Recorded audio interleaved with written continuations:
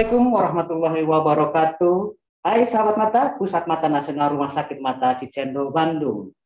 Kita bincang mata hari ini, Rabu 29 September 2021, yang mengangkat tema seru dan wajib kita tahu. Khususnya bagi para orang tua, ibu-ibu hamil, kakek nenek yang mau punya cucu, dan siapapun Anda yang peduli dengan kesehatan mata anak. Kenapa kita harus peduli? Karena masa depan bangsa berada di pundak anak-anak kita. Dan kita sebagai orang tua berperan penting dalam mewujudkannya. Di antaranya dengan kepedulian kita, mewujudkan anak-anak yang sehat, termasuk kesehatan matanya. Untuk itulah, bincang mata kali ini akan membahas kesehatan mata anak dan screening ROP. Apa itu ROP? Nah, Oke, di sebelah saya ada narasumber, Dokter Mata Subspesialis Pediatrik Oftalmologi dan Strabismus, Pusat Mata Nasional Rumah Sakit Mata Cicendo, Bandung, Dokter Sesi Cesaria, Spesialis Mata Konsultan. Halo Dokter Sesi, apa kabar? Alhamdulillah, baik. Oke. Semangat sekali Dok, kelihatannya pada udah siang loh. Baik, Dokter Sesi, mungkin sahabat mata yang telah bergabung ini sudah tidak sabar nih Dok mendengar penjelasan seru dan penting ini. Sebaiknya kita persilakan Dokter Sesi untuk langsung memaparkannya, Dok. Silakan, Dokter. Ya. Terima kasih atas kesempatannya pada kesempatan sore yang cerah ini ya. Alhamdulillah saya diberi kesempatan untuk sedikit sharing kepada para ibu-ibu, saya dengar di sini banyak dari perkumpulan guru TK ya. Alhamdulillah betul. Sudah hadir. Kita akan sedikit berbincang mengenai kelainan apa saja sih yang bisa terjadi pada mata anak. Kemudian topik yang keduanya adalah mengenai screening ROP yang akan saya jelaskan lebih lanjut. Sudah bisa share screen? Sebentar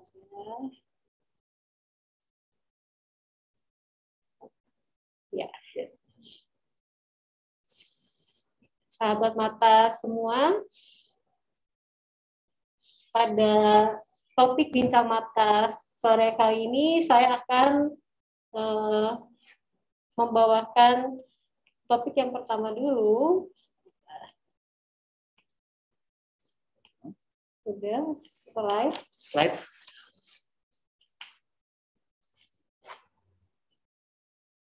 Mengenai kelainan mata anak ya.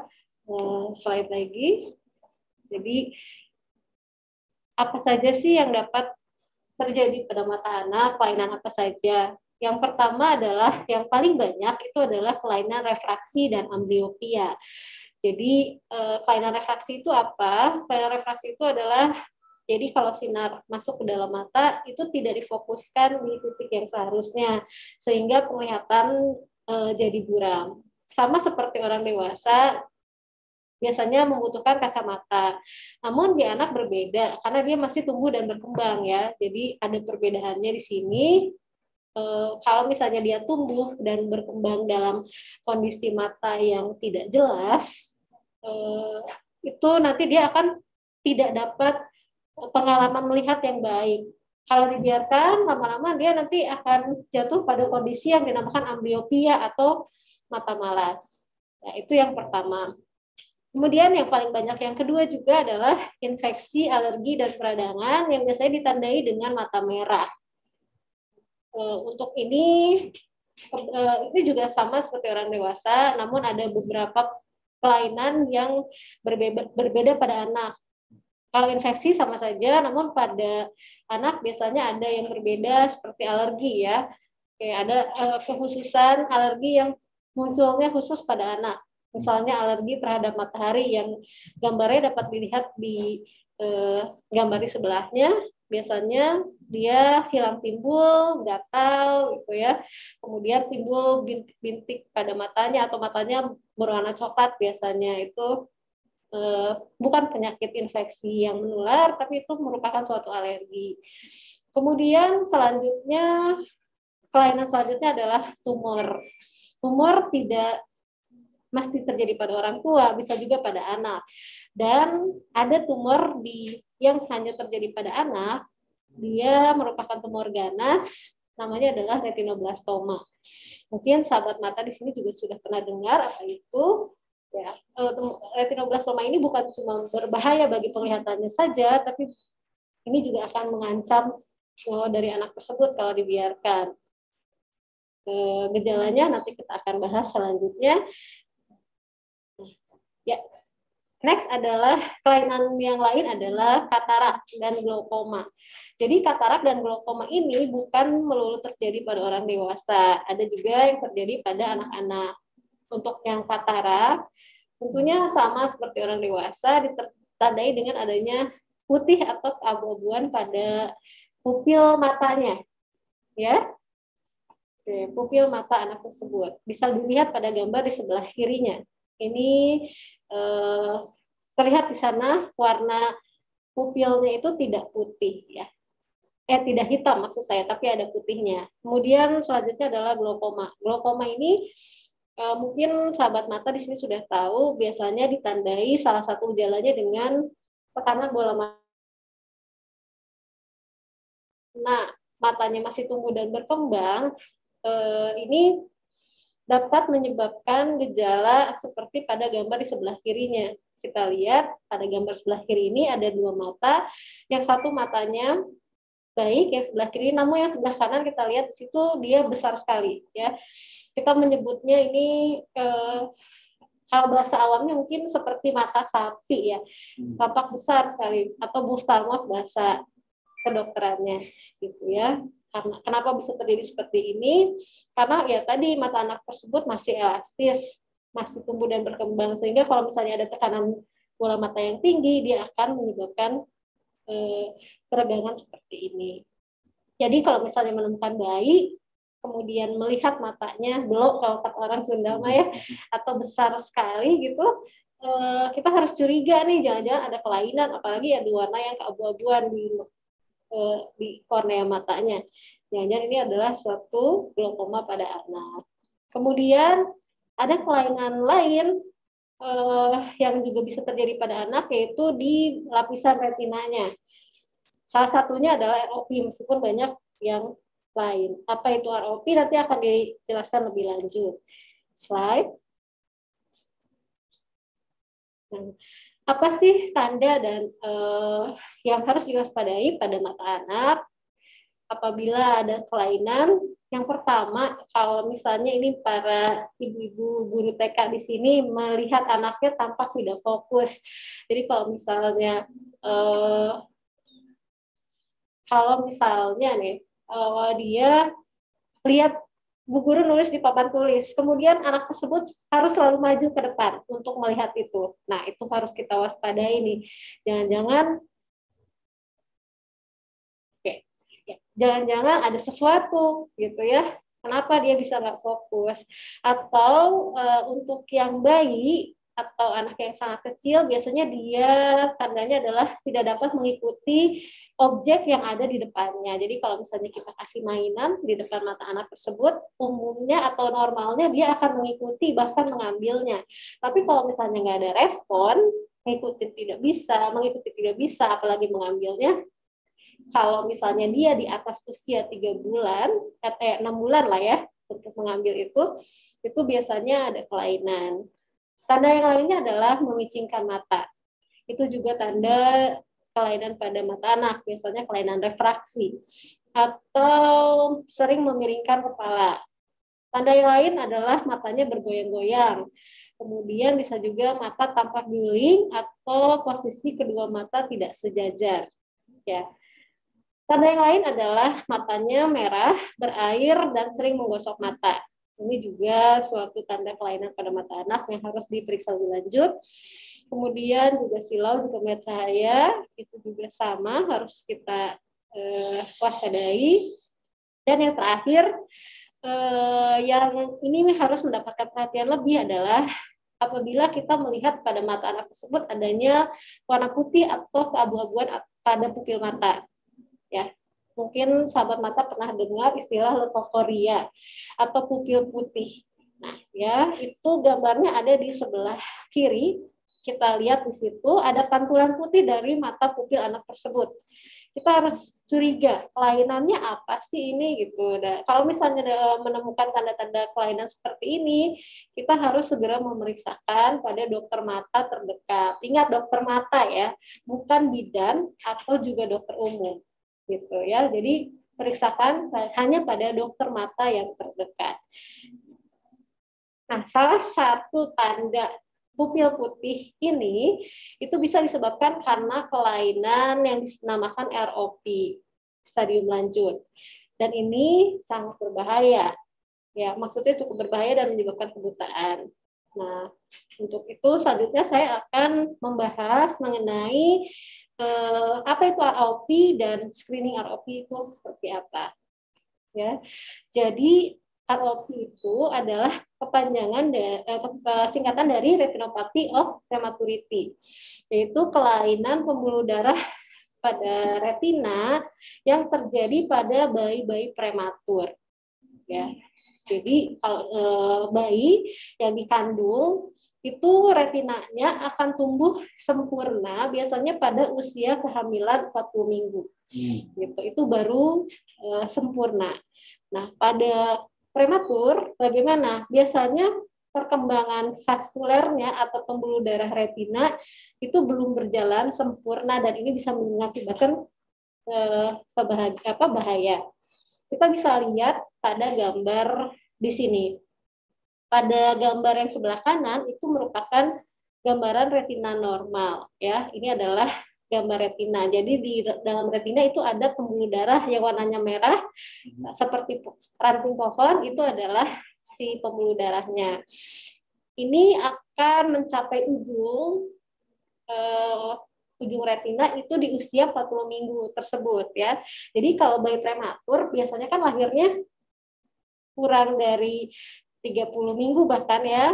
Nah, apa sih yang terjadi pada retinanya? Ini bisa terjadi kelainan karena dia belum tumbuh sempurna. Ya, memang tidak semuanya berbahaya, tapi kita lihat pada gambar yang di sebelahnya, ini bisa terjadi beberapa stadium dari ROP atau retinopathy of prematurity. Ya, gambar yang paling atas sebelah kiri itu merupakan gambaran retina yang tidak matang. Jadi kita bisa lihat di sini ada bagian yang pucatnya. Ya, yang pucatnya itu adalah bagian retina yang belum matang dengan sempurna. Pada beberapa bayi dia bisa matang sempurna atau bisa juga terjadi bahaya. Dia stop pertumbuhan pembuluh darah retinanya. Kemudian berlanjut pada stadium yang selanjutnya nih. Di gambar bawahnya nomor 1 itu di antara lapisan retina yang ada pembuluh darahnya itu berhenti di satu titik, kemudian membentuk suatu garis. Mudah-mudahan jelas di sini ya gambarnya. Nah, garis ini adalah batas retina yang tidak matang. Kemudian kita lihat lagi ke gambar nomor 3, itu stadium yang stadium 3. Jadi yang tadi yang tidak ada nomornya itu yang tidak matang, belum matang sempurna. Yang 1 adalah stadium 1. Kemudian kalau garisnya semakin tebal, hanya ada di beberapa tempat, itu stadium 2. Nah, kalau sudah stadium 3, kita lihat di sini ada batas yang lumayan tebal ya. Kita namakan ridge atau jembatan. Jadi antara pembuluh darah retina yang ada pembuluh darahnya dan yang tidak itu ada batas garis yang cukup tebal. Makin tebal ya, Dok? Betul. Ya, itu di stadium 3. Nah, kalau misalnya dia semakin tebal, dia akan membentuk jaringan namanya jaringan fibrovaskuler. Kemudian dia bisa berlanjut ke stadium yang 4 ini. Ya. Nah, stadium 4 itu si retinanya sudah lepas. Ya, makanya ada garis putih tuh di situ. Itu adalah lapisan retina yang lepas, menggulung istilahnya. Dan kalau misalnya stadium 5, seluruh lapisan retinanya itu menggulung. Gitu. Apa yang terjadi kalau seperti itu? Tentunya dia akan menyebabkan kebutaan pada bayi. Oke, Dok, sebentar, Dok. Sebelum dilanjutkan nih. Bapak Ibu kelihatan nggak gambarnya di sana? Kalau kelihatan semua lambaikan ke kamera, Bu. Kalau kelihatan paparannya, coba lambaikan tangannya ke kamera. Oke. Mana ada yang belum melambai tuh tangannya? Terlihat ya? Terlihat ya, berarti ya semua ya. Oke ya. Oke, kita lanjutkan ya. Oke, kita simak lagi. Silakan, Dokter Sesi. Terima kasih, Pak Agus. Ya, siapa saja sih yang beresiko terkena ROP ini? Yang pertama, bayi dengan berat badan lahir kurang dari 1.500 gram. Ya, kemudian usia gestasi atau usia kehamilannya di bawah 30 minggu. Kalau di luar negeri, kalau di Indonesia disebutnya 34 minggu ya. Jadi yang lahir kurang dari 34 minggu itu beresiko terkena ROP ya. Kemudian biasanya bayi prematur itu kadang kondisinya kan nggak bagus. Kemudian dia masuk NICU biasanya ya, atau ruang intensif perawatan bayi. Kemudian dia dapat suplementasi oksigen dalam jangka waktu yang lama. Kemudian dengan konsentrasi tinggi juga biasanya. Kemudian dia punya gangguan pernafasan, gangguan jantung, ada riwayat transfusi darah, atau mungkin ada infeksi pada bayi prematur tersebut, itu juga berbahaya. Itu merupakan salah satu faktor risiko dia bisa terkena ROP. Ya, gimana sih kita tahunya bayi prematur itu terkena ROP atau tidak? Yang perlu digarisbawahi di sini, ROP itu dia tidak bergejala sama sekali, ya. Kalau misalnya sudah ada gejala, gejalanya apa? Yaitu tadi yang saya sebutkan, pupil putih atau leukoparia tadi, itu kemungkinan ROP-nya sudah stadium lanjut, ya. Dan ROP ini hanya bisa dikenali dengan deteksi dini yang dilakukan oleh dokter spesialis mata terlatih, gitu. Jadi tentunya dengan peralatan khusus. Proses untuk mengenali deteksi dini ROP ini dinamakan screening ROP. Kita bisa lihat di gambar yang sebelah kirinya, itu merupakan proses screening ROP ya. Dan ingat, dia hanya bisa dikenali oleh dokter spesialis mata terlatih dengan peralatan khusus. Gitu. Kenapa sih perlu dilakukan screening ROP? Nah, ROP ini merupakan penyebab utama kebutaan pada bayi, ya. Namun sebetulnya dapat dicegah. Tuh, bagaimana mencegahnya? Tentunya dengan deteksi dini tadi. Ya, ROP selain menyebabkan kebutaan, dia juga dapat menyebabkan gangguan penglihatan yang signifikan. Dan meskipun begitu, tidak semua kejadian ROP berbahaya. Sebagian dia bisa matang sendiri, ya, tidak membutuhkan penanganan lebih lanjut. Namun apabila stadium ROP-nya sudah lanjut, itu tadi seperti yang saya katakan dapat menyebabkan lapisan retina dan nanti dia berakhir pada kebutaan. Gitu ya. Kapan sih harus dilakukan screening ROP? Nah, ini pada bayi yang lahir kurang dari 30 minggu, itu pemeriksaannya dilakukan 4 minggu setelah lahir. Jadi nggak langsung, bayi lahir langsung dilihat matanya, enggak. Ya, kenapa? Karena kita harus menunggu bayi dilahirkan, respon retinanya bagaimana. Dia bisanya ada yang matang sendiri, ada juga yang tadi yang berhenti. Nah, kita harus memberikan waktu untuk retina ini berkembang, sehingga untuk bayi-bayi yang kurang dari 30 minggu, biasanya 4 minggu setelah lahir baru diperiksa. Dan untuk bayi yang sudah lebih dari 30 minggu, misalnya dia lahir di 32 minggu, dia bisa dapat dilakukan pemeriksaan 2 minggu setelah lahir. Nah, setiap bayi prematur itu baiknya harus diperiksa minimal 1 kali aja. Ya, tapi dengan catatan setiap bayi prematur. Jadi ada kadang si bayi ini dia diperiksanya nanti saat usia sudah bayinya sudah berusia 1 tahun misalnya, itu sangat telat. Ya, jadi harus diperiksa sedini mungkin, kalau bisa dan di rumah sakitnya memang ada fasilitas, dilakukan saat bayi tersebut sedang dirawat. Bayi prematur jangan dinanti-nanti, periksakan deteksi dini ya. Dan pada kondisi pandemi seperti sekarang nih Pak Agus ya, untuk screening ROP itu merupakan salah satu pemeriksaan yang tidak boleh ditunda. Gitu.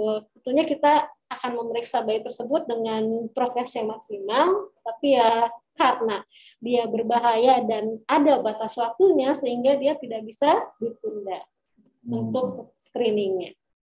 Itu ya. Bagaimana sih penanganan bayi dengan ROP ini? Jadi tidak semua kasus ROP membutuhkan terapi. Jadi dia tadi bisa matang sendiri ya, bisa sembuh sendiri. Namanya retina imatur atau kondisi yang ringan. Dia bisa regresi spontan atau sembuh sendiri. Nih. Namun apabila ROP ini sudah stadium lanjut, terdeteksi di awal, itu harus kita lakukan terapi dengan cepat. Bahkan ada beberapa kondisi yang harus dilakukan terapi dalam 3 hari saja. Gitu. Kalau misalnya lebih dari itu, risiko kebutaannya sudah meningkat. Oke. Gitu. Oke dok, sebelum lanjut, Bapak Ibu yang mau bertanya, siap-siapkan pertanyaannya melalui kolom chat, dikirim ya ke kolom chat. Yang malu-malu silakan di chat saja. Tapi kalau yang mau langsung berinteraksi dengan kami, dengan Dokter Sesi, nanti raise hand terlebih dahulu, nanti kita akan unmute dan kita bisa berinteraksi langsung dengan dialog bincang mata ini. Oke, Dokter Sesi silakan dilanjutkan. Oke, terima kasih Pak Agus. Nah, bagaimana sih terapi pasien ROP? Jadi ada beberapa modalitas terapi yang bisa dilakukan kalau misalnya terdeteksi ROP. Yang utama adalah laser biasanya. Kemudian kalau tidak ada laser bisa juga dilakukan cryoterapi, atau yang terbaru ini masih dalam tahap penelitian itu adalah injeksi obat ke dalam bola mata bayi tersebut. Kalau misalnya sudah terjadi lepasnya lapisan retina, kita harus lakukan operasi vitrektomi, ya. Namun si operasi ini harus dilakukan sedini mungkin. Jadi kalau misalnya lepasnya lapisan retina ternyata sudah terdeteksi di usia bayi 5 bulan misalnya, itu sudah terlambat. Jangan sampai terlambat ya, iya, ibu semua. Betul. Jadi ada batas waktunya. Nah, bagaimana efek jangka panjang ROP ini pada mata apabila dibiarkan tentunya ya. Jadi ROP ini tanpa terapi maupun dengan terapi memiliki risiko tinggi. Yang pertama untuk terjadinya kejadian mata juling ya atau strabismus. Kemudian kelainan refraksi dan ambliopia. Kelainan refraksinya ini khususnya adalah miopia. Mungkin ibu-ibu dan bapak-bapak di sini kita ada contohnya ya, anaknya artis Surya Saputra dan Cynthia Lamusu itu kembar, dan anak beliau juga lahirnya prematur, dia ada ROP-nya, dan saat ini mungkin bisa dilihat di Instagramnya juga ya, itu pakai kacamata yang tebal. Nah, itu merupakan salah satu risiko dari ROP ini. Risiko lainnya adalah terjadinya katarak dan glaukoma. Ya. Nah, kalau misalnya terdeteksi dalam stadium lanjut, ROP tadi sudah saya katakan berkali-kali, ini bahayanya dia dapat menyebabkan kebutaan.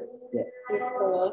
Dan untuk mendeteksi efek jangka panjang ROP tersebut pada bayi, kita harus lakukan pemeriksaan berkala. Ya, jadi kalau misalnya nanti sudah selesai screening ROP-nya, tetap harus dilakukan pemeriksaan atau kontrol berkala untuk mendeteksi adanya kelainan. Ini yang tentunya penanganannya berbeda-beda. Gitu.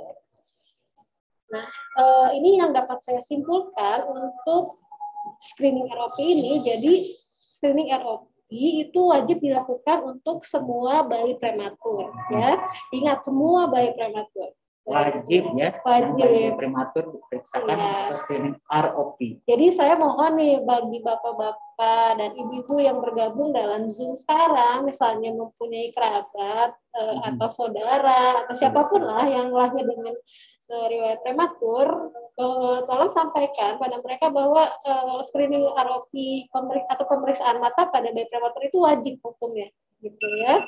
Jadi tidak boleh ditunda seperti itu istilahnya. Nah, untuk di Cicendo sendiri pemeriksaan ROP ini dapat dilakukan di unit pediatrik oftalmologi dan strabismus. Kebetulan nih Pak Agus, kita akan membuat layanan khusus screening ROP yang akan dilaksanakan setiap hari Kamis. Jadi di Poliklinik Pediatrik Oftalmologi dan Strabismus itu nanti ada hari khusus untuk layanan khusus screening ROP ini. Setiap hari Kamis ya. Setiap hari Kamis gitu.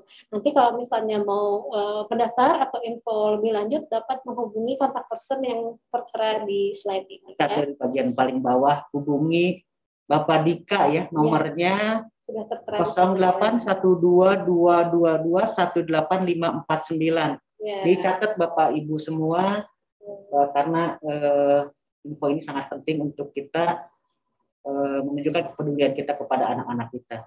Masih ada Dokter Sesi yang disampaikan? Ya, itu saja yang dapat saya sampaikan. Semoga yang dapat saya sampaikan ini bermanfaat. Dan di sini ada tim saya di unit pediatrik oftalmologi dan strabismus. Jadi kami ada 5 dokter konsultan, subspesialis pediatrik oftalmologi dan strabismus. Dan nanti kalau misalnya Bapak dan Ibu berkunjung ke lantai 4, kami juga ada di sana juga tersedia 2 dokter spesialis anak ya. Jadi selain konsultasi untuk matanya, kalau misalnya ada kelainan sistemik yang berkaitan, kita bisa langsung konsultan juga ke dokter anaknya. Begitu. Dan semua informasi ini saya ambil dari buku yang kami tulis sendiri. Oke, yang paling bawah ya Dok ya? Iya, betul. Tentang pediatrik oftalmologi yang dalam praktik sehari-hari. Oke. Oke, Dokter Sesi. Baik, itu saja mungkin yang dapat saya sampaikan, Pak Agus. Terima kasih atas kesempatannya. Semoga bermanfaat ya untuk sahabat mata semua nih. Baik, Dokter Sesi, menarik sekali apa yang di Dokter Sesi sampaikan tadi. Perlu digarisbawahi bahwa tadi Dokter Sesi sampaikan di lantai 4 ya, bagi yang belum pernah ke Cicendo nih. Lantai 4 itu adalah tempat pemeriksaan khusus untuk mata anak ya Dok ya. Betul. Atau disebut juga pediatrik oftalmologi dan strabismus. Cicendo ini adalah pusat mata nasional yang mempunyai 9 subspesialisasi, diantaranya pediatrik oftalmologi dan strabismus ini bagi anak-anak kita ya. Jadi tidak gabung-gabung ya Dok ya. Iya, betul. Nah itu dia paparan dari Dokter Sesi. Wah, kelainan mata anak itu banyak juga ya Dok ya. Nah ini langsung aja nih, siapa yang mau bertanya bisa mengirimkan melalui kolom chat atau yang mau langsung klik tombol raise hand terlebih dahulu ya. Ya, kita bisa langsung interaksi ya. Betul Dok. Nah dari sini juga ini kelihatannya banyak sekali dari sahabat mata Ikatan Guru Taman Kanak-Kanak IGTKI Provinsi Jabar. Coba mana yang IGTKI? Lambaikan tangannya. Wah banyak sekali nih, ada Ibu Nelis, Ibu Siti Hasanah, Ibu Yeni Mardiani, Majalengka, Bandung, Tasik, Garut, Sukabumi. Waduh, luar biasa sekali. Terima kasih ini kepada Ibu Reni Kusnaini yang telah membawa rombongan teman-teman dari IGTKI Provinsi Jabar. Senang sekali dapat bergabung untuk mendapat edukasi khususnya mengenai kesehatan mata anak dan screening ROP ini. Baik, ada yang mau bertanya silahkan. Wah, sudah ada yang raise hand nih. Ada yang raise hand? Iya. Nah, kita duluin dulu deh yang raise hand. Coba di-unmute dulu. Halo, dengan Ibu siapa ini? Oh, ada 2, sebentar. Satu-satu ya, Bu. Ada 3. Silakan. Ibu Kusnaini. Ibu Sunaini, silakan Bu. Oh, iya. Terima kasih Bapak. Selamat siang menjelang sore Bu Dokter. Ya, silakan Bu. Ya, saya dari Indramayu, Bu, dari IGTKI. Kebetulan juga ini dari Taman Kanak-Kanak Negeri Pembina Kabupaten Indramayu. Ada sedikit permasalahan dengan peserta didik, Bu. Ini ada anak, salah satu anak itu yang mengalami perbedaan dengan anak yang lainnya, itu di bola matanya, Bu ya. Jadi ketika pembelajaran itu bola mata yang hitamnya itu selalu berkedip kenceng Bu, jadi cepat gitu berkedipnya. Terus terus ini Bu, jadi ketarik juga gitu dengan mulutnya. Jadi bukan saja berkedip bola matanya, tapi mulutnya juga ketarik. Jadi ketika kedip-kedip gitu rada gitu, mulutnya itu kayak kebuka gitu. Nah itu akhirnya kan ketika pembelajaran itu teman-temannya itu sering ngeliatin gitu, jadi nggak fokus ngeliatin temannya yang itu Bu. Nah saya konsultasi dengan yang dari puskesmas gitu kemarin waktu ada kunjungan dari bidan gitu. Nah, itu minta dikonsultasikan ke dokter. Jadi akhirnya kami ngobrol dengan wali muridnya. Nah, sampai dengan sekarang masih gitu, bahkan dari wali muridnya sendiri itu dari dokter disarankan mungkin pemeriksaan rutin. Nah, itu kira-kira apa ya Bu Dokter? Itu apa gangguannya yang lebih kompleksnya, terus bagaimana gitu kita juga memfasilitasi sebagai seorang pendidik, mungkin kita kan tidak ada pengetahuan khusus untuk hal ini, apalagi kami di sini sangat tertarik sekali ketika Bu Dokter memaparkan tentang bagaimana pentingnya mata itu untuk anak sendiri. Terima kasih, itu saja Bu Dokter dan Bapak pemandu. Terima kasih Ibu Sunaini dari Indramayu. Silakan Dok, langsung dijawab saja pertanyaannya. Di anaknya Terima kasih Bu Sunaini ya.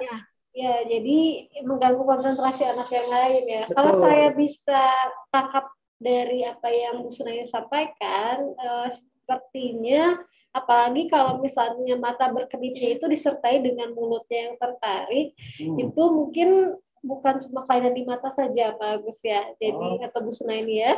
Jadi takutnya ada kelainan di saraf wajahnya. Gitu. Ada baiknya mungkin Ibu komunikasikan dengan orang tuanya ya Bu, untuk membawa adiknya ke dokter neurologi atau dokter mata. Jadi dilihat kondisi matanya dulu, kemudian kalau misalnya dari mata tidak ada masalah, apalagi tadi mulutnya sampai tertarik, jangan-jangan memang masalahnya di saraf wajahnya. Jadi konsulnya mungkin ke dokter neurologi. Oke, ke dokter saraf dulu. Ya, dokter saraf. Dokter saraf dulu mungkin ya. Iya, itu mungkin bisa disampaikan atau dianjurkan ke orang tuanya mungkin ya. Demikian Bu Sunaini. Kalau untuk mengikuti pelajaran bagaimana Bu? Apakah ada masalah Bu? Halo Bu Sunaini, di-unmute dulu Bu. Iya, begini Bu Dokter, kalau untuk materi bisa mengikuti, akan tetapi mungkin lebih lama dari anak-anak yang lainnya karena dia sendiri memang sudah berusaha untuk konsen kelihatannya. Cuma karena memang setiap saat itu mungkin tidak lebih dari 5 menit selalu berkedip dan mulutnya juga selalu terbuka seperti itu gitu, karena pengaruh matanya tadi yang sarafnya itu. Jadi ketika menjawab pertanyaan atau bahkan komunikasi dengan teman sebayanya yang ada di kelas, itu rada sedikit mengalami kesulitan, Bu. Iya. Baik. Jadi ke dokter ada baiknya ya? Betul. Apalagi kalau sampai matanya juga mungkin harus diperiksa ya. Iya. Untuk tajam penglihatannya terutama. Kemudian, tapi kalau misalnya sampai mulutnya tertarik, takutnya kelainannya di saraf wajahnya. Jadi tidak hanya mata ya. Betul. Tidak hanya. Ke dokter neurologi dulu begitu mungkin ya. Iya. Baik Ibu, mungkin kita beralih. Terima kasih Ibu dari Indramayu, semoga sehat selalu. Ada lagi yang resen nih, Ibu Han atau siapa? Ibu Tina. Ibu Tina, kami unmute ya. Ya, terima kasih. Oke, dari mana Bu? Ya. Assalamualaikum Bapak, Ibu Dokter. Saya Tina Lesmanawati dari TK Salam Bandung. Silakan Bu. Iya, yang ingin saya tanyakan, jadi ketika masa pandemi ini kan anak-anak banyak pembelajarannya daring tuh Bu. Jadi screen time mereka itu lebih banyak dari biasanya. Meskipun di sekolah juga kami membatasi untuk screen time. Kami blended learning dengan pembelajaran luring. Nah, Bu, bagaimana nih mengenai kesehatan mata anak selama pandemi ini nih Bu? Apakah ada tips and triknya? Bagaimana agar anak-anak tidak kelelahan saat mengikuti kegiatan daring dan juga berapa lama sih toleransi waktu yang bagus atau cocok untuk anak umur 3-5 tahun screen time belajar daring gitu Bu? Terima kasih Bu Dokter. Terima kasih Ibu. Wah, ini masalah nasional ini ya. Silakan Dokter Seski, ada tipsnya nih Dok. Terima kasih Bu Tina. Ya, jadi betul ini menjadi masalah semua orang ya, karena kita sudah lama sekali 1,5 tahun ya, 1,5 tahun lewat berhadapan dengan kondisi pandemi yang tidak memungkinkan untuk anak-anak kita berada di luar rumah bahkan di sekolah ya, semua pembelajaran daring. Betul. Nah, Untuk TK luar biasa nih, para guru TK di sini pasti kreatif semua ya untuk mengadakan materi pembelajaran ya nih. Namun betul sekali untuk screen time memang baiknya dibatasi ya. Kalau untuk 3 sampai 5 tahun ada banyak yang mengatakan bahwa itu sebaiknya tidak boleh lebih dari 1 jam. Gitu ya. Namun kalau misalnya memang harus lebih dari itu, ada baiknya mungkin ibu-ibu dan bapak-bapak guru di sini mengatur waktu untuk screen time-nya baiknya tidak lebih dari 20 menit. Harus gimana tuh, Dok? Ya. Ada tipsnya apa? Ya, jadi 20 menit, setiap 20 menit melihat layar itu memang harus dibarengi dengan istirahat dulu. Ya, minimal 20 detik, sejauh 20 kaki atau 6 meter. Gitu. Ulangi. Ya, sekali lagi. Ini adalah tips dan trik untuk semua, bahkan ibu-ibu juga kali ya yang berhadapan dengan screen time yang berlebihan. Jadi setiap 20 menit menatap layar komputer atau gadget, laptop, tablet, atau gadget lainnya lah ya. Iya, gadget lainnya, handphone ataupun setiap 20 menit sebaiknya harus diselingi dengan istirahat minimal 20 detik. Istirahatnya harus menatap jauh. Melihat sejauh-jauhnya. Sejauh-jauhnya. Minimal 20 kaki atau 6 meter.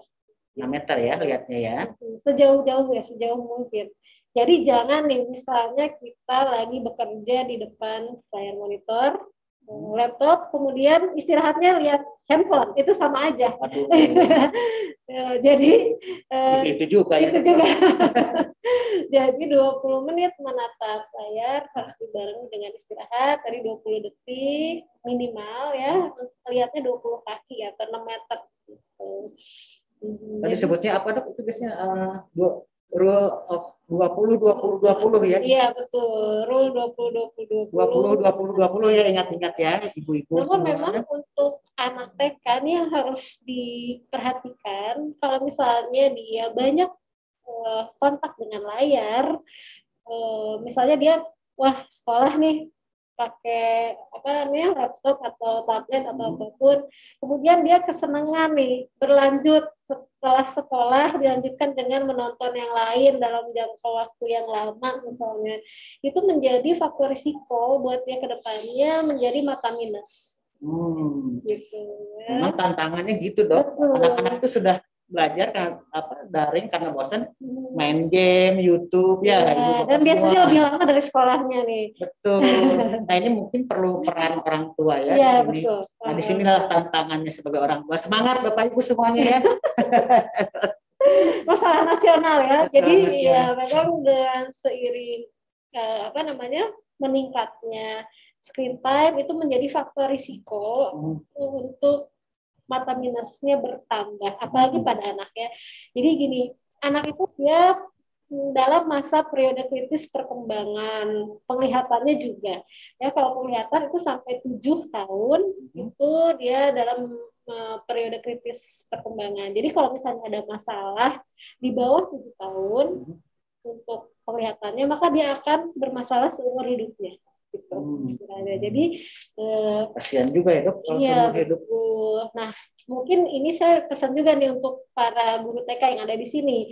Kalau misalnya sudah ditemukan kelainan penglihatan semasa TK, itu harus diperiksa supaya nanti tidak berkelanjutan waktu dia masuk sekolah dasarnya.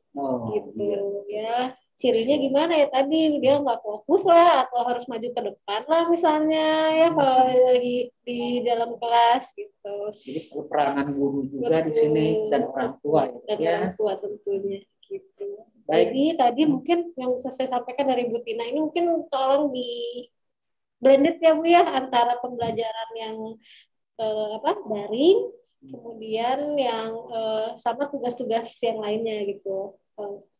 Iya, Dok, terima kasih. Ada nggak, Dok, senam mata gitu, Dok, ketika nanti daring gitu? Dok, senam mata katanya gimana, Dok? Bapak-bapak yang jagoan senam mata, Bu. untuk anak-anak kan senengnya ice breaking gitu ya dok ya. Iya betul. Kalau untuk senam mata yang khusus seperti gerakan tangan dan sebagainya sih nggak ada ya. Paling tadi gitu ya. Ayo sekarang mungkin bisa Bu Tina anjurkan. Ayo adik-adik sekarang udah 20 menit nih. Ayo kita semua lihat ke jendela gitu. Oh, baik. Ya. Ibu terima kasih. Ya, baik. Terima kasih Bu Tina. Terima kasih Bu Tina dari TK Salam Bandung ya. Baik, ada lagi yang raise hand? Ibu Han ya? Bukan. Ada lagi? Ibu Neti ya? Silakan di-unmute Ibu Neti, silakan pertanyaannya disampaikan. Ibu Neti yang berkerudung merah, oh, betul ya? Oke. Iya. Assalamualaikum warahmatullahi wabarakatuh. Waalaikumsalam warahmatullahi wabarakatuh. Iya dok, betul kata Ibu Tina ya tadi ya. Kami di TK ini sedang banyak terapi anak-anak yang sedang banyak main HP. Kebetulan sebelum ada COVID, saya punya murid yang matanya langsung merah dan sampai pakai kacamata, dia tiap harinya main HP di rumah. Sampai orang tuanya bawa ke dokter Cicendo kalau nggak salah ya waktu itu namanya Alif. Dan ternyata memang radiasi dari HP. Sampai matanya dua-duanya merah dan memakai kacamata itu di kelompok B. Dan alhamdulillah sekarang memang memakai kacamata. Nah, kami mempunyai kesulitan untuk bagaimana caranya kepada anak-anak memberikan arahan supaya jangan main HP ya. Kami selama ini hanya membuka Google dengan foto-foto yang matanya bengkak. Waduh, kalau main HP nanti matanya begini loh sayang gitu ya. Nanti nggak bisa lihat ini gitu ya. Jadi memang agak sulit karena memang kalau di sekolah kami tidak boleh ada daycare ya, kebetulan tidak boleh membawa HP atau bermain HP walaupun daring. Jadi daring itu kita selalu didampingin oleh guru daycare-nya. Tapi tetap saja di rumah anak-anak tetap mamahnya sibuk, orang tuanya tetap membiarkan anaknya bermain HP. Nah, kami mohon kepada sebentar ya, ini kayaknya Oke. Jadi tadi pakai ini background ternyata tidak bagus. Jadi mohon kepada dokter ada tidak ya animasi untuk kepada anak didik di TK terutama ya, kayak apa ya, film-film kartun yang bahwa main HP itu berbahaya gitu. Kalau kami sulit ya untuk memberikan arahan kepada anak, cukup dengan foto-foto yang dicari Google gitu ya, supaya anak-anak tuh, oh iya Bu Neti jadi nggak boleh main HP ya, ya nggak boleh nanti matanya bengkak, nah gitu. Barangkali ada masukan dari dokter bagaimana caranya ya supaya anak-anak tidak bermain HP dan bukan takut ya, tapi mengakibatkan matanya rusak gitu.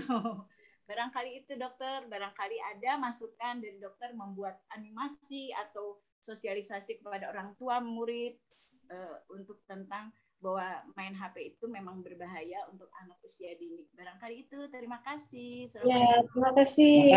Masalah Bu Neti. Ya, masukannya nanti mungkin ditampung oleh Pak Agus juga nih ya. Untuk membuat animasi agar tidak sering bermain handphone ya. Bukan berarti tidak boleh ya Bu ya. Apalagi dengan dengan adanya pandemi ini bukan berarti tidak boleh bermain gadget sama sekali, tapi memang harus dibatasi gitu. Itu juga peran dari guru dan orang tua di rumah. Nah, mungkin ini juga butuh kreativitas nih dari para guru-guru TK di sini. Mungkin ya di Zoom itu dibatasi misalnya tadi 20 menit. Nah, di dalamnya ada instruksi. Misalnya dia suruh jalan-jalan di taman misalnya ya gitu. Lihat yang hijau-hijau. Betul, lihat yang hijau-hijau.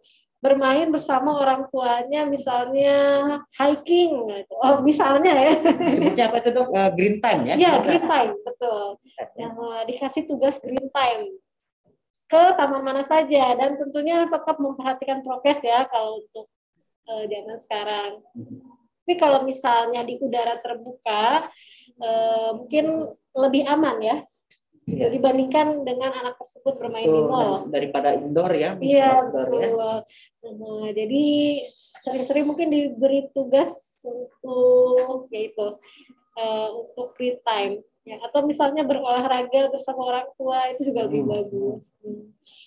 Dan, baik mungkin begitu Ibu Neti. Ya. Semoga Ya, semoga membantu ya. Justru kalau di sekolah, insya Allah ya kita bisa menahan anak untuk tidak bermain HP. Tapi di rumah, karena orang tua biarkan anak biar anteng. Jadi bagaimana caranya dok ya, nanti barangkali ada sosialisasi dari Cicendo untuk para orang tua gitu ya. Baik, itu materi selanjutnya Pak Agus. Terima kasih masukannya. Terima kasih masukannya ya. Ada satu lagi. Ya, ada satu lagi yang raise hand. Terima kasih Bu Neti. Kita ke Ibu Nelis ya. Bu Nelis silahkan sampaikan singkat, padat, jelas. Assalamualaikum warahmatullahi wabarakatuh. Waalaikumsalam warahmatullahi wabarakatuh. Ya, perkenalkan saya dari Kabupaten Tasikmalaya, Tipalih Pakidulan, Cipatujah. Alhamdulillah, Bujah sumping Bu. Ya, ada 2 pertanyaan dok. Iya, Pakidulan Pak Dok. Bu Dok, ada 2 pertanyaan. Yang pertama, di anak didik saya ada yang matanya itu benjol gitu. Kalau bahasa Sunda mah turuwisen. Jadi sembuh, kambuh lagi, sembuh, kambuh lagi. Mau ditanya itu penyebabnya apa? Terus cara mengobatinya gimana gitu. Untuk yang kedua, untuk layanan screening ROP itu gratiskah atau biaya atau bisa lewat BPJS? Baik. Mungkin pertanyaannya. Terima kasih. Ya. Baik, terima kasih Bu Nelis. Silahkan dokter. Ya, terima kasih Bu Nelis. Ya, ini juga banyak ya pada anak-anak dia bintilan truisen atau bintilan ya. Dulu mah katanya suka noong katanya, padahal sebetulnya tidak begitu ya. Bukan, itu merupakan suatu peradangan. Peradangan pada kelopak mata ya. Kalau misalnya dia berulang, yang satu bahayanya si kumannya ini atau apa namanya kelainannya ini, peradangannya ini bisa mengakibatkan peradangan bukan cuma di kelopaknya saja, tapi bisa juga masuk ke dalam bola matanya.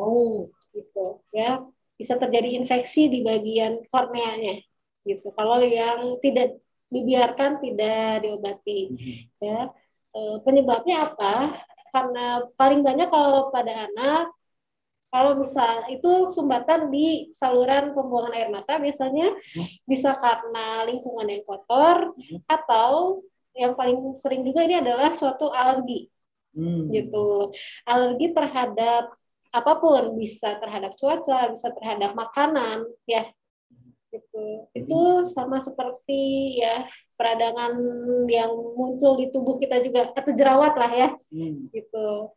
Ya mirip-mirip seperti itu. Jadi itu bisa jadi mengakibatkan benjolan-benjolan itu. Betul. Ya? Kalau misalnya memang dia berulang, penanganan awal yang bisa dilakukan adalah mengompresnya dengan air hangat. Gitu. Oke. Ya. Mengenai screening ROP tadi dok, gimana katanya? Apakah?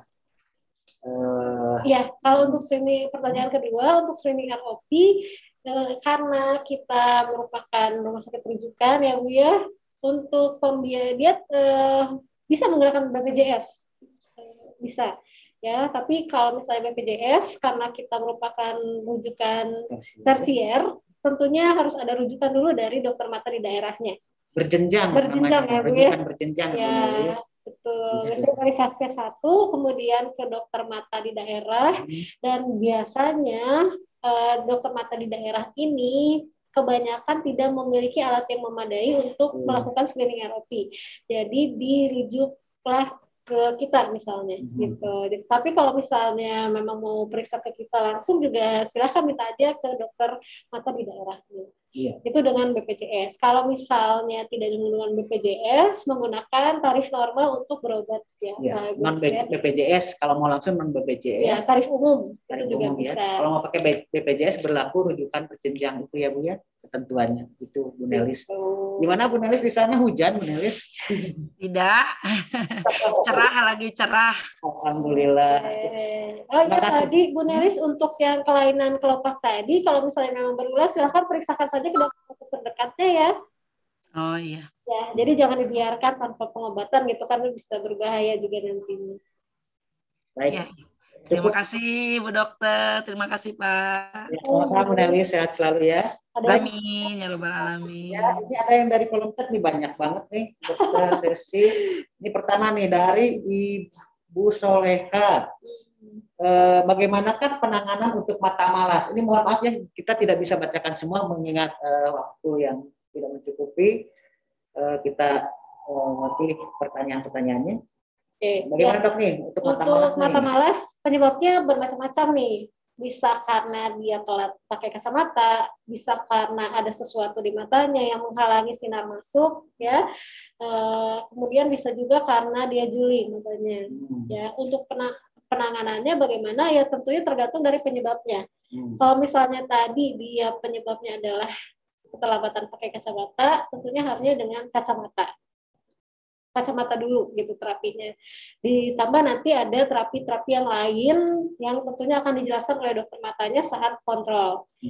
Kalau misalnya ada sesuatu yang menghalangi masuknya sinar ke dalam mata, itu contohnya adalah misalnya kelopak matanya turun sebelah, ya, menutupi lapangan pandang, sinar nggak bisa masuk ke dalam mata, itu juga bisa mengakibatkan gangguan perkembangan mata. Itu harus ada operasi kelopak misalnya gitu ya untuk mengangkatnya. Atau ada katarak, ya, katarak juga bisa menyebabkan mata malas. Gitu. Kalau juga bisa katarak ya? Bisa, ya. Jadi bukan orang dewasa saja ya, bahkan dari lahir loh ibu dan bapak-bapak ya.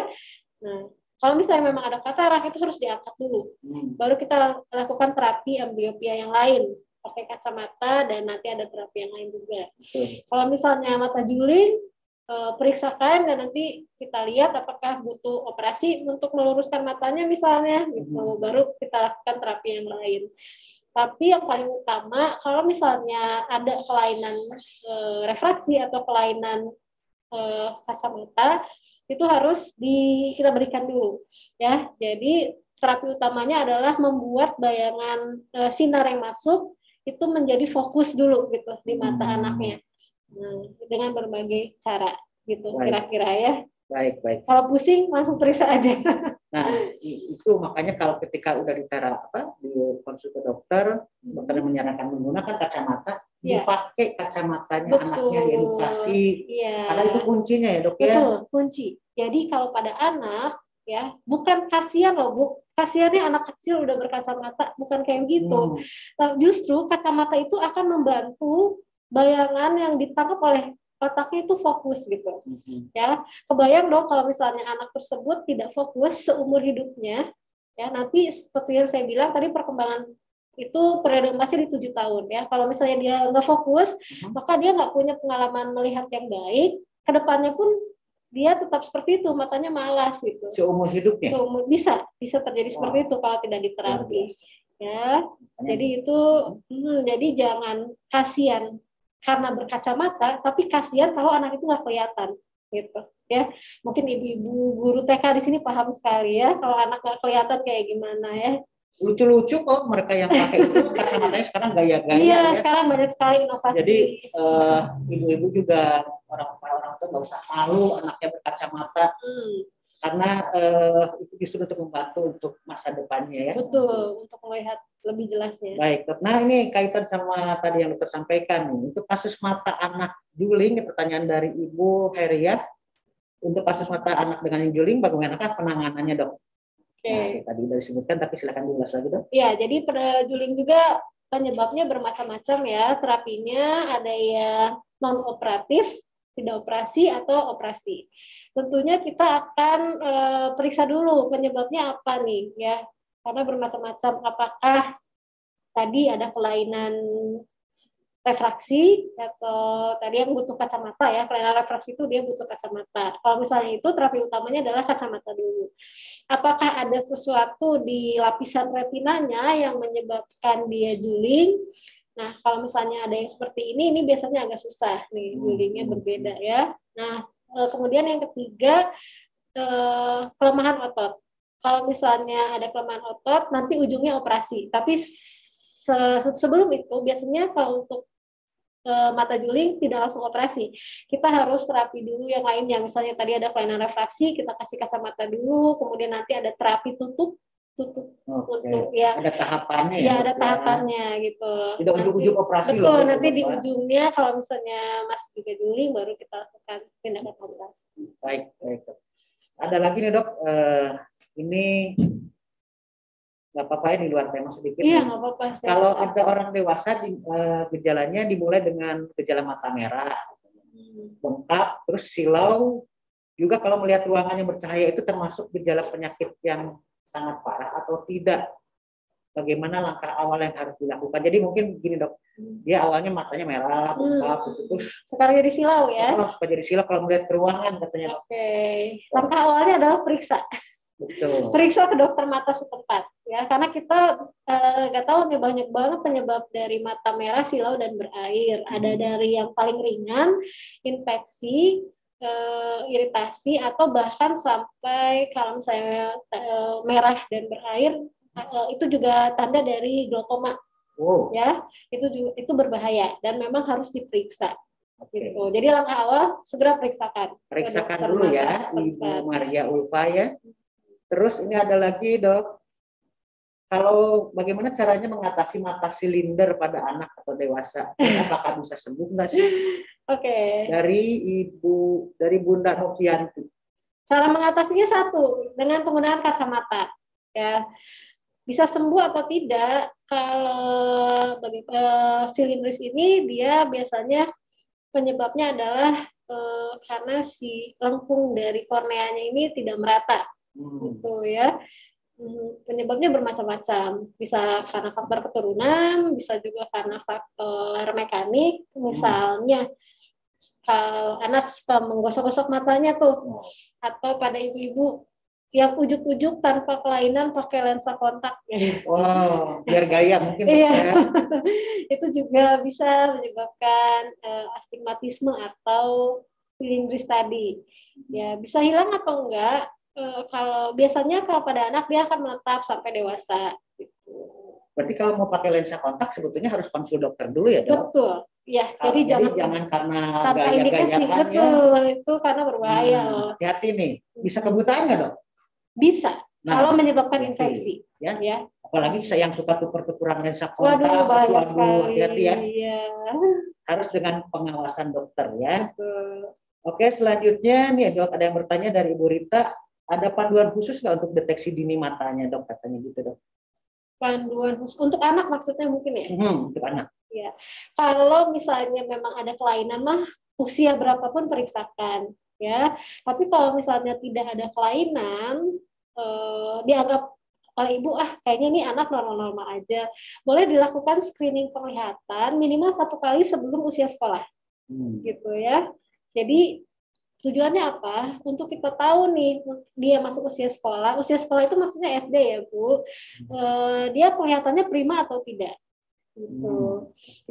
Tapi kalau misalnya ada kelainan segera, jangan dinanti-nanti. Gitu ya Bu Rita ya. Ada juga yang mengatakan pemeriksaan awal itu di usia 1 tahun, kemudian usia 3 tahun, selanjutnya setahun sekali itu boleh. Gitu. Tapi minimal 1 kali sebelum usia sekolah. Ya di TK inilah waktu yang paling krusial nih Bu ya. Jadi kalau misalnya TK-nya mau mengadakan screening penglihatan misalnya boleh, bagus loh itu. Iya. Ya. Demikian Ibu Rita. Nah, selanjutnya banyak banget untuk banyak ya. Ini ada lagi nih. Jika anaknya usia PAUD, min-nya apa Bu? Minjem. Apakah anak usia PAUD min-nya itu bisa sembuh dengan pakai kacamata? Katanya dok, ini dari Ibu Tati Fatimah. Kalau dikatakan mata minus, kemudian dia hilang dengan sendirinya, kebanyakan sih tidak. Ya. Terapinya gimana? Satu-satunya cara adalah dengan pakai kacamata. Penyakit mata minus itu bukan suatu penyakit, tapi dia adalah suatu kondisi di mana sinar yang masuk dia tidak bisa difokuskan ke tempat yang seharusnya gitu ya. Jadi misalnya ini sinar yang harusnya masuk ke sini, tapi dia nyampainya ke sini nih, sehingga dari untuk menarik bayangan dari sini ke sini itu dengan menggunakan kacamata minus tadi, ya. Gitu. Dia tidak akan hilang sendiri biasanya, akan ada terus. Bahkan kalau di anak nih, jangan kaget karena bola mata itu kan masih tumbuh, ya, berkembangnya memanjang biasanya. Sedangkan kalau mata minus dia tadi saya bilang dia jatuhnya sinar di depan dari retinanya, ya. Sehingga kalau bola mata memanjang itu ada tendensi dia memang ukurannya bertambah minusnya. Gitu ya. Jadi jangan kaget kalau punya anak berkacamata usia sekolah terus dia nambah terus ukurannya. Gitu. Itu memang perkembangan ya, Dok. Betul. Ya, karena masih perkembangan. Jadi kacamata itu bukan obat ya? Ya, tapi dia satu-satunya untuk alat bantu. Alat bantu, betul. Untuk membantu penglihatannya lebih jelas. Mata minus bisa dihilangkan, bisa dengan prosedur lasik, ya. Prosedur lasik. Tapi itu nanti di atas 18 tahun. Oke. Kenapa harus di atas 18 tahun? Ya, karena mata anak tersebut masih tumbuh dan berkembang sampai 18 tahun. Jadi percuma saja kalau misalnya kita lasik di usia anak-anak, karena tadi matanya berkembang, minusnya nambah. Kalau kita lasik masih bisa nambah juga, masih bisa minus juga gitu. Jadi sekilas info tentang lasik nih, bahwa usia minimal untuk lasik adalah 18 tahun. Ya. Oke, selanjutnya ada lagi, Dok. Ini dari Ibu Neneng nih. Ibu Neneng, kalau kulit bawah mata ada iritasi, kadang suka berdarah. Bagaimana langkah awal yang harus dilakukan, Dok? Kulit bawah mata ada iritasi katanya. Ya, biasanya penyebabnya paling banyak peradangan ya pada kelopak matanya nih. Satu lagi, periksakan. Karena kita nggak tahu juga kelainannya apa. Apakah kelainan kulit, apakah kelainan dari kelopaknya, radang dan segala macam ya. Karena nanti ada obatnya yang spesifik, tapi harus diperiksakan dulu. Untuk kalau misalnya untuk mengatasi rasa nyerinya mungkin bisa dikompres dengan air dingin dulu gitu. Betul. Jadi periksakan dulu ya Bu Neneng ya, biar dipastikan itu sebetulnya kenapa sih gitu ya, radang sampai berdarah-darah gitu. Iya, betul. Baik, sekarang dari Ibu Husnul Khotimah, izin bertanya, untuk anak yang pernah menderita penyakit epilepsi, kenapa matanya seperti kurang fokus? Apakah perlu dilakukan pemeriksaan? Wajib, Bu, jawabannya, Bu. Gitu, Bu. Ya, wajib. Ya, jadi karena gini, untuk epilepsi sendiri itu istilahnya saraf-saraf di otaknya tidak berjalan dengan baik ya, Bu ya. Nah, sedangkan sistem penglihatan kita ini bola mata, kemudian dia dilanjutkan ke si proses listriknya ini lanjut sampai ke otak gitu. Pada epilepsi kan dia ada gangguan nih di kepalanya ya, ada sesuatu yang menyebabkan si istilahnya sistem sarafnya tidak berfungsi dengan baik. Otomatis karena mata juga dia merupakan suatu sistem saraf, dia biasanya ikut juga tidak berfungsi dengan baik juga. Caranya bagaimana ya, harus diperiksakan dulu Bu, apakah ada kelainan lebih lanjut atau tidak, atau hanya gangguan dari sarafnya saja. Gitu. Biasanya memang ini butuh penanganan khusus dan harus sabar juga ya, gitu. Karena pada bayi-bayi dengan gangguan neurologis itu tidak sembuhnya biasanya lama nih untuk bisa melihatnya. Gitu. Baik Dok, sekarang kita ke dua pertanyaan terakhir. Ini sebetulnya banyak sekali yang masuk. Mohon maaf, kami tidak bisa mengakomodir semuanya. Ini terkait ROP nih Dok. Ya. Jika bayi sudah berumur 6 bulan, lahirnya prematur, apakah masih bisa nih Dok screening ROP? Oke. Kalau untuk yang lebih dari sudah berusia lebih sudah 6 bulan ya Bu ya, itu namanya bukan screening lagi Bu. Jadi screening itu dilakukan sesaat setelah bayi tersebut lahir.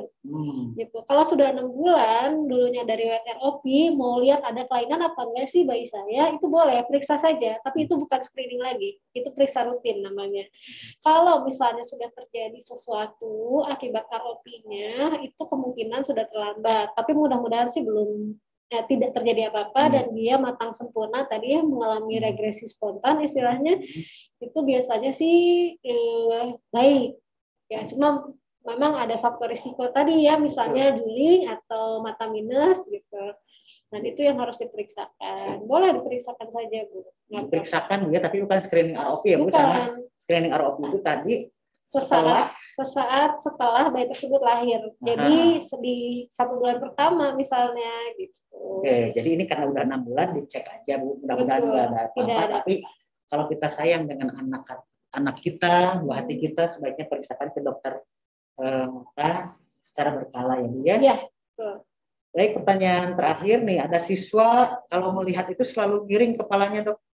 Nah, tindakannya harus ngapain katanya, Dok? Dari Ibu Anis. Ya, itu juga sama. Kemungkinan harus dilakukan pemeriksaan ya. Biasanya anak yang suka memiringkan matanya, beberapa ada yang kelainan refraksi, ada juga yang ada kelainan, misalnya ada sesuatu di mata sebelahnya, sehingga dia akan ada kecenderungan untuk melihat di mata yang satu saja, itu juga miring biasanya. Atau ada gangguan gerakan bola mata, itu juga bisa menyebabkan dia melihatnya dengan miring. Ya, jadi untuk mengetahui penyebabnya ya harus diperiksa. Jadi sekali lagi periksakan. Jangan dinanti-nanti apalagi buat anak kita ya. Baik, Dokter Sesi, sebelum kita akhiri nih, Dok, perbincangan yang cukup seru dan menarik ini, ada tips atau pesan bagi sahabat mata khususnya bagi para orang tua nih, Dok, terkait pembahasan kita hari ini, Dok. Silakan, Dok. Iya.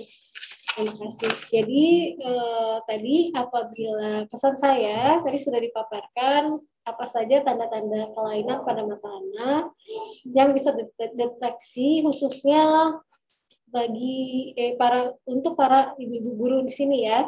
Kalau misalnya memang menemukan tanda dan gejala kelainan pada mata anak seperti yang saya sebutkan, itu segera periksakan, jangan dinanti-nanti. Karena semakin kecil, semakin dini penanganannya, maka prognosis atau angka keberhasilan terapi ke depannya akan lebih bagus. Itu yang pertama. Kemudian yang kedua terkait ROP, apabila di sekitar kita, saudara kita atau kerabat kita memiliki anak dengan lahir prematur, yang memiliki anak lahir prematur, mohon disampaikan bahwa jangan lupa untuk memeriksakan matanya. Gitu, karena itu merupakan hal yang wajib ya. Kelainan pada ROP tidak bisa dideteksi, tidak ada tandanya, dan itu hanya bisa dilakukan screening. Oke. Itu saja mungkin Pak Agus yang bisa saya sampaikan. Baik, Dok, cukup menarik. Terima kasih sekali, tipsnya sangat bermanfaat untuk kita semua. Semoga Bapak Ibu nanti ketika ada edukasi yang lain dapat bergabung kembali ya bersama kami, karena ada hal-hal yang banyak sekali akan kita sampaikan hari ini tentang ROP, nanti tentang lasik atau pendulian kita terhadap mata lain, itu banyak sekali ya. Baik, itu dia bincang mata kita hari ini. Terima kasih kepada seluruh sahabat mata yang telah bergabung. Semoga kita selalu sehat, jangan lupa selalu menjaga protokol kesehatan, mencuci tangan, memakai masker, menjaga jarak, menjauhi kerumunan, mengurangi mobilitas, dan mendapatkan vaksinasi untuk mencegah penyebaran COVID-19. Dan tentunya jaga kesehatan mata buah hati kita. Kita pamit. Salam sehat mata. Wassalamualaikum warahmatullahi wabarakatuh. Terima kasih semua. Salam sehat semua ya.